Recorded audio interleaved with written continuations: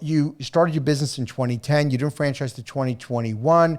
You've had enough runway where you got a chance to make your own mistakes, which, Jean Marie, a lot of people have this great idea and they go, oh my God, I love this, I'm going to franchise it. And they franchise it before they get the systems and processes ironed out.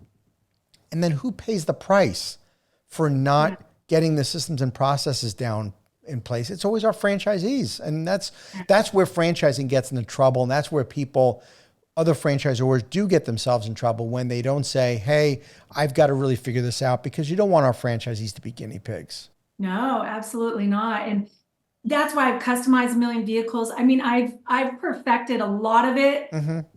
And the correct hires. If you can go out and go start your own thing. Sure. And I wish you the best of luck. But I've already done that. I've done that for 14 years, and all that we've learned with, vehicles and bad hires and, gosh, the list goes on, bad technology. Oh, yeah. And then so you've done it and you perfected it. And now I have this for you so that you don't have to struggle as much. You're still going to, business owner still has, the things. Sure.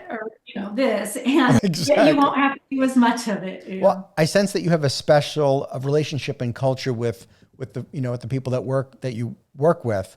What would you say has been key to bringing the right people on versus learning from those mistakes from hiring the wrong person? Yeah, I'm a hopelessly authentic person, honestly, to my detriment sometimes. And I like that in people. When you're authentic and just transparent, you're going to get the right people. Yeah. You are, kind of shallow and you're hiding or masking this over here. It's going to come back to you and not in the right way. And just really listening. I think listening more than talking, because if you listen long enough to somebody and you just, reserve your right. I love Dr. Phil. He says, reserve your right to shut up. Just shut up long enough, listen long enough, and it's true. And you're hear what you need to hear. Yeah. So really, I just feel like that, and nurture. Like, what are they going through? Because owners can be going through a lot of personal stuff. Yes. And maybe the business, shouldn't.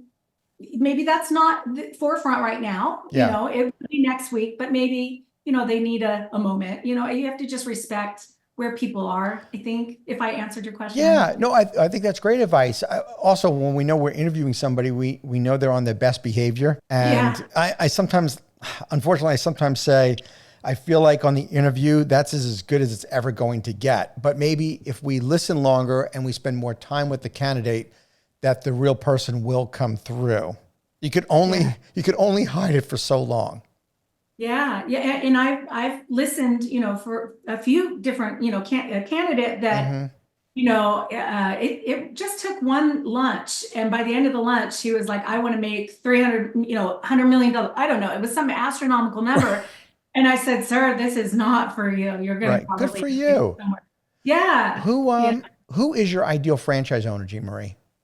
It really is somebody that is well capitalized. We do hope that you're at the 50, at least 50,000 liquid, 150 net, because we want you to come in and scale. We really want to position it to where you can do 4 mobiles in a year, because it's very achievable for the business and for the low level of marketing. But they've got to love animals. You have to want safety and comfort of the animals. Preferably you own an animal. You don't have to, but because sometimes, my dog died last year and I just haven't got the gumption to go through that again. I get it. But you really do have to love the animals. We have cameras in our vehicles protecting the animals, because that is safety and comfort of the pets has to be where your heart sits as well. Wow. As being capitalized. Yes. Yeah. Actually, I was going to ask you, what makes Vanity Fur different from your competitors? Because there are so many, mobile dog groomers. First of all, having cameras, I would imagine, in the vehicle has got to be one that you're able to see what's going on. What else would you say stands out as what separates you guys? Well, so I am the founder and I am a cat and dog groomer, and my team are all cat and dog groomers. And I think that really is going to matter, because when an owner comes to me, and what questions are they going to ask? You know, the business questions, they probably already have a business acumen. They're probably not going to ask me about how to structure, you know, the LLC, although we'll help you with that. They're probably going to come to me and say, you know, we've got Roxy, the golden doodle, and this happened. What do we do? Well, guess who's going to have the best answers? My team. And that also the you know, the vans that we have built. I built them based on the struggles that I was a cat and dog groomer. So I know what all of your employees are going to go through. I know what it's like to be in 102-degree weather or more. Right. And be in a mobile where you have an Akita and you have a blow dryer and hair is everywhere and hair's on your face. I know what that is like. And so I know how to best help you in that scenario. So as well as getting your business going and all of that, and how to hire the best people. I mean, really, there's 2 different types of groomers. And then wonderful, you know, and I'm going to make sure that you don't go through having to find, you know, find your best groomer, help you find the best person to run your business, because our business is our reputation. Literally. And we are proud to say, and I won't say I, because it is we, everything is we, but we still have 14 years later, we have 5-star Yelp reviews. And guess what we do? Every single Yelp 5 Yelp, we celebrate it. We're always in contact with our team. We celebrate everyone, and the one that is bad, because it all happens, and you know, we take such ownership all the way down to the groomers that, you know, it's I may have derailed, but you know, we're just so proud about where we are 14 years, you know, into it. Really, that's amazing. I would imagine you're not expecting your franchise owners to actually become dog groomers, especially if they're going to have 4 vehicles. They have to hire the right people. If I was going to buy a Vanity Fur franchise, where would I find dog groomers?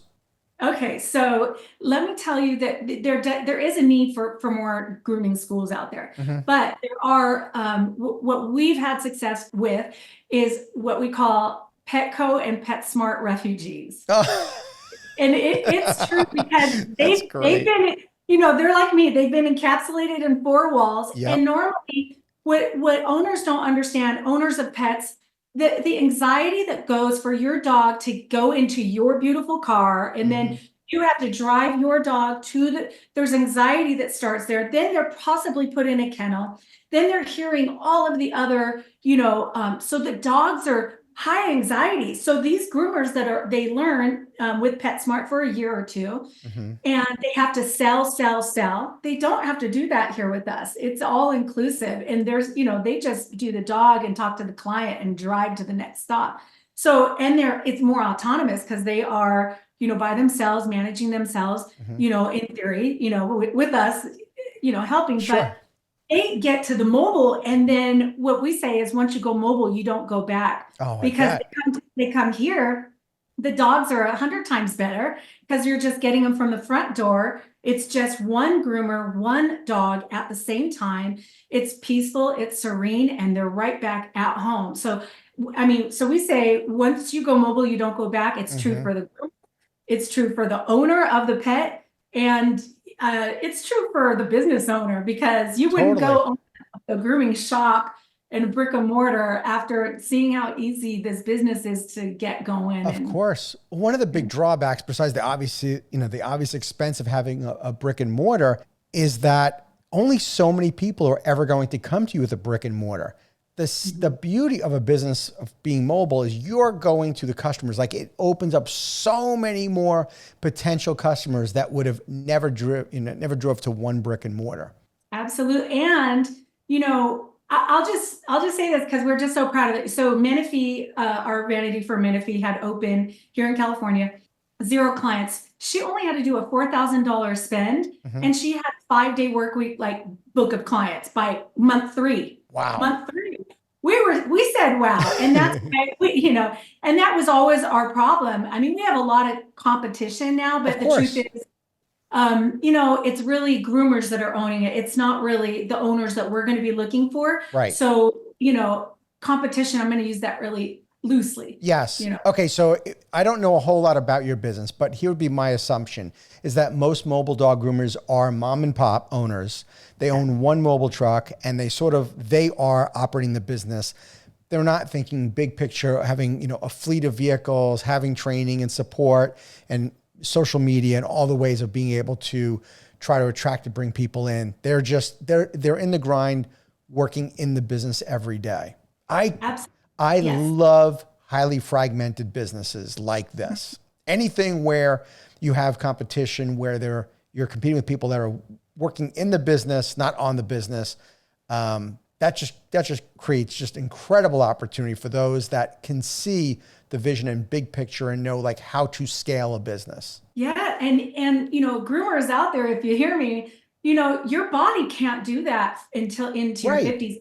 It is not a job that you are going to be able to do forever.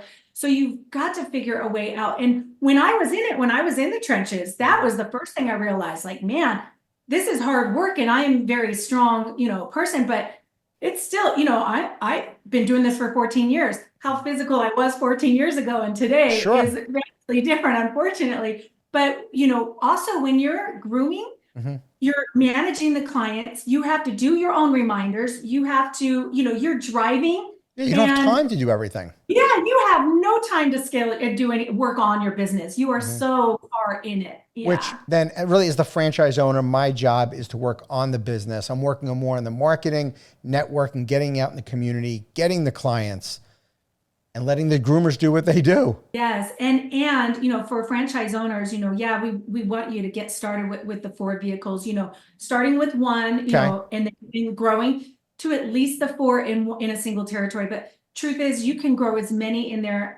your territory as you want, as the demand, you know, is met.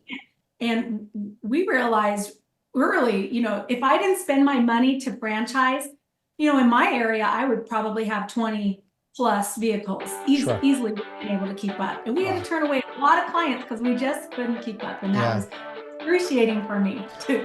Thank you for tuning into the Emerging Franchise Brands podcast. For additional insights, guest applications, and to stay connected, visit us at efbpodcast.com. The Emerging Franchise Brands podcast is for entertainment purposes only, and the views expressed do not necessarily represent those of Emerging Franchise Brands, its host Frank Fumey, or Emerging Franchise Group LLC. Any discussed franchise or investment opportunity requires thorough investigation, obtaining proper disclosure documents, and expert consultation before making any investment decisions.